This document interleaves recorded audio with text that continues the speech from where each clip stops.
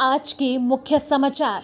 Fitness association ने सरकार को अनिश्चितकाल तक हड़ताल की दी धमकी। लोनावाला हिल स्टेशन घूमने आए दिल्ली के युवक का शव बरामद किया गया। कांग्रेस से प्रियंका गांधी को कर्नाटक से राज्यसभा के लिए मैदान में उतारा जा सकता। मुंबई, महाराष्ट्र के राज्य नर्स एसोसिएशन ने सरकार को अनिश्चितकाल तक के लिए हड़ताल पर जाने की धमकी दी है।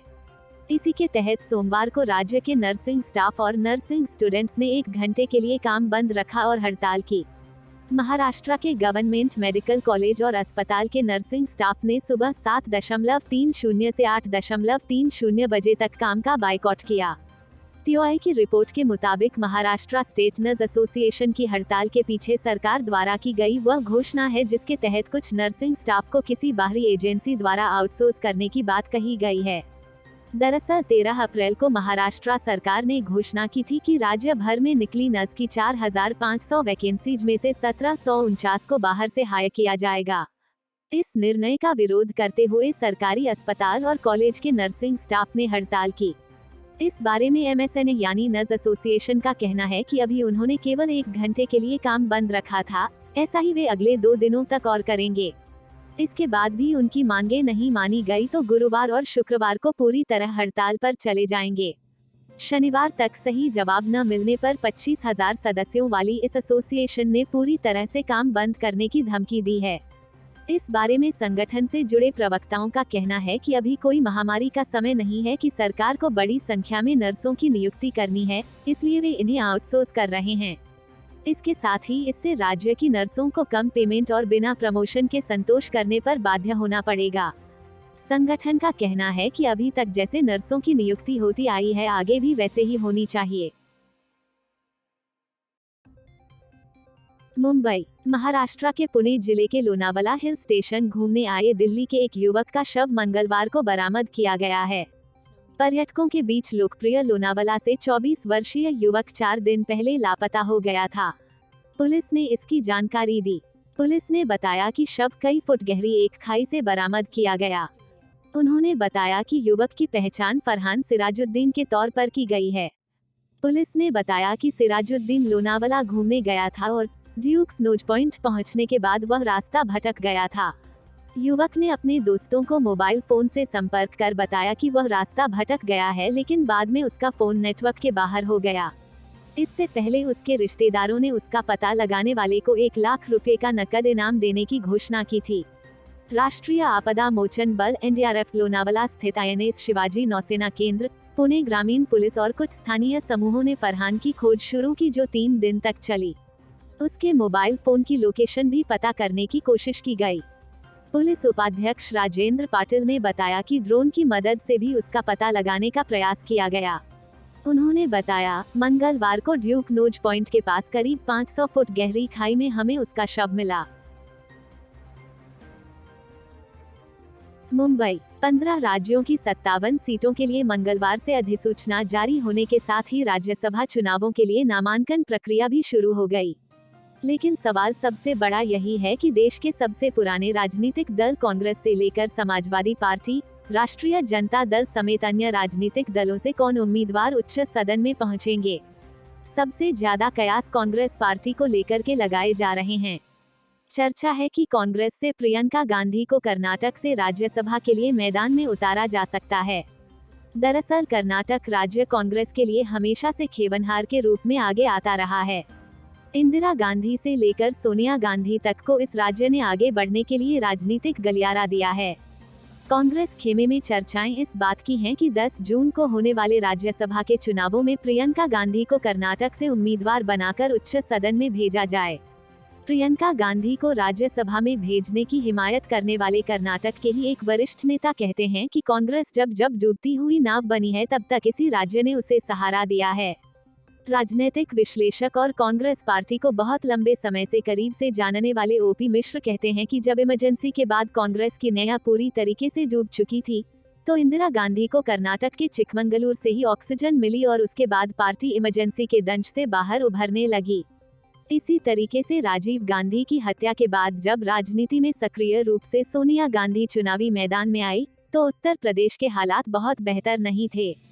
तय योजना के मुताबिक एक बार फिर से कांग्रेस और गांधी परिवार ने कर्नाटक की राह चुनी और उन्हें बेल्लारी से चुनाव लड़ाया गया। यह वह दौर था जब सोनिया गांधी को विदेशी बहू के तौर पर देश भर में विरोधी पार्टियां सिर्फ नकार रही थी, बल्कि सुषमा स्वराज जैसी कद्दावर भाजपा नेता को बेल्लारी से चुनावी मैदान में भी उतार दिया गया था। उस दौर में भी सोनिया गांधी बेल्लारी को जीतकर कांग्रेस को एक नई दिशा की ओर ऊपर ले जाने के लिए राजनीति के तटीय मैदान में आ चुकी थी। कर्नाटक कांग्रेस से जुड़े एक वरिष्ठ नेता बताते हैं कि अपने इसी इतिहास को देखते हुए पार्टी को प्रियंका गांधी जैसी नेता को कर्नाटक से एक बार फिर चुनावी मैदान में उतारना चाहिए। भले ही यह चुनाव राज्यसभा का हो, लेकिन कांग्रेस की जब जब नया डूबी है तब कर्नाटक ने ही उसे पार लगाया है। कांग्रेस से जुड़े वरिष्ठ नेता कहते हैं कि टोटका मानकर प्रियंका गांधी को एक बार कर्नाटक से राज्यसभा में आना चाहिए। संभव है कि इंदिरा और सोनिया के बाद प्रियंका गांधी कांग्रेस को ऑक्सीजन देकर उसको एक नए मुकाम तक ले जा सके। प्रियंका गांधी को चुनाव लड़ाने के लिए कर्नाटक के प्रदेश अध्यक्ष डी.के. शिवकुमार भी लगातार आलाकमान पर दबाव बनाए हुए हैं। हालांकि यह बात अलग है कि अभी तक पार्टी की ओर से इस बारे में कोई भी आधिकारिक घोषणा नहीं हुई है। दरअसल कर्नाटक की चाबी राज्यसभा सीटों पर चुनाव होने हैं। चुनावी समीकरणों के मुताबिक 2 सीटें भाजपा और 1 सीट कांग्रेस को मिलनी तय है, जबकि 1 सीट पर राजनीतिक रस्साकशी हो सकती है। कमरे से जुड़े सूत्रों के मुताबिक पिछले हफ्ते ही कांग्रेस के प्रदेश अध्यक्ष डी.के. शिवकुमार और पूर्व मुख्यमंत्री सिद्धारमैया के साथ सोनिया गांधी की राज्यसभा की उम्मीदवारी को लेकर के चर्चा भी हुई है। राज्यसभा के चुनाव की चर्चा सिर्फ कांग्रेस के लिए ही नहीं हो रही है, बल्कि उत्तर प्रदेश और बिहार के भी चुनावी समीकरण को देखते हुए चर्चाओं का बाजार गर्म है। सबसे ज्यादा उत्तर प्रदेश में चर्चा समाजवादी पार्टी के नेताओं की हो रही है। पूर्वी उत्तर प्रदेश की विधानसभा सीटों के मुताबिक समाजवादी पार्टी 3 लोगों को राज्यसभा भेज सकती है। उत्तर प्रदेश के राजनीतिक गलियारों में सबसे ज्यादा चर्चा राज्यसभा के सदस्य के तौर पर जिस नाम की हो रही है, वो कांग्रेस के कद्दावर नेता कपिल सिब्बल हैं। हालांकि इसे लेकर आधिकारिक तौर पर न तो समाजवादी पार्टी की ओर से कोई पुष्टि की गई है और न ही कपिल सिब्बल की ओर से ऐसा कुछ इशारा स्पष्ट रूप से किया गया है। इसके अलावा समाजवादी पार्टी की ओर से राज्यसभा के लिए जो नाम आगे चल रहे हैं, उसमें उत्तर प्रदेश के पूर्व मुख्य सचिव और वरिष्ठ IAS अधिकारी आलोक रंजन का नाम सबसे आगे माना जा रहा है। उत्तर प्रदेश में हुए विधानसभा के चुनावों में आलोक रंजन ने जिस तरीके से समाजवादी पार्टी में अपनी भूमिका निभाई है, वो उनके राज्यसभा जाने की सबसे बड़ी सिफारिश करती है। चर्चाओं के मुताबिक समाजवादी पार्टी में सलीम शेरवानी और जयंत चौधरी का भी नाम आगे चल रहा है। हालांकि समाजवादी पार्टी में 2 दर्जन बड़े नेता ऐसे हैं जो राज्यसभा जाने के लिए अपने सभी राजनीतिक दांव पेंच लगाकर उच्च सदन की ओर रुख करना चाहते हैं, लेकिन समाजवादी पार्टी की ओर से फिलहाल ग्रीन सिग्नल किसी को नहीं मिला है। उत्तर प्रदेश के राजनीतिक विश्लेषक डी.के. शुक्ला कहते हैं कि राज्यसभा के लिए समाजवादी पार्टी उसी नाम को आगे करेगी जिससे उसे राजनीतिक फायदा मिलने वाला होगा। ऐसे में मुस्लिम वोटों को साधने के लिए बड़े मुस्लिम नेता या किसी बड़े नाम पर आम सहमति बन सकती है। वे कहते हैं कि यह संभव भी है कि आजम खां की नाराजगी को दूर करने के लिए उनके ही किसी अपने करीबी को राज्यसभा के लिए आगे बढ़ा दिया जाए। हालांकि बुंदेलखंड से प्रोफेसर रामगोपाल के करीबी विशंभर निषाद, महाराष्ट्र से समाजवादी पार्टी के प्रदेश अध्यक्ष और बड़े मुस्लिम नेता अबू आजमी और पिछड़ों के बड़े नेता के तौर पर सपा में शामिल हुए स्वामी प्रसाद मौर्य का नाम भी राजनीतिक गलियारों में राज्यसभा के लिए तैर रहा है।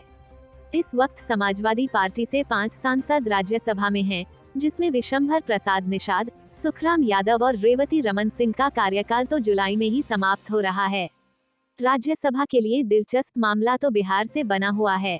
बीते कुछ महीनों से लगातार चर्चा बनी हुई है कि बिहार के मुख्यमंत्री नीतीश कुमार राज्यसभा के लिए दावेदारी ठोक सकते हैं। हालांकि इसे लेकर के अभी तक JDU ने कुछ भी स्पष्ट नहीं किया है। प्रदेश में चर्चाएं तो यह भी हैं कि क्या इस बार केंद्रीय मंत्री RCP सिंह को राज्यसभा भेजा जाएगा या नहीं। राजनीतिक जानकारों का मानना है अगर नीतीश कुमार राज्यसभा जाते हैं तो बिहार की राजनीतिक में इस पूरी उठापटक को एक बड़े राजनीतिक घटनाक्रम के तौर पर देखा जाएगा। बिहार में चर्चाएं इस बात की भी हैं कि हाल में ही VRS लेने वाले IAS मनीष वर्मा को राज्यसभा भेजा जा सकता है। इसके अलावा बिहार में एक नाम और चर्चा में है, वह इंजीनियर सुनील का है। जेडीए से जुड़े नेताओं का मानना है कि इंजीनियर सुनील मुख्यमंत्री नीतीश कुमार के बेहद करीबी भी हैं और उन्हें लगातार राजनीतिक रूप से मजबूत करने के लिए अपनी योजनाओं पर भी अमल करते रहते हैं। हालांकि जेडीयू ने अनिल हेगड़े को राज्यसभा उम्मीदवार बनाने की घोषणा कर दी। Bureau report, Mumbai.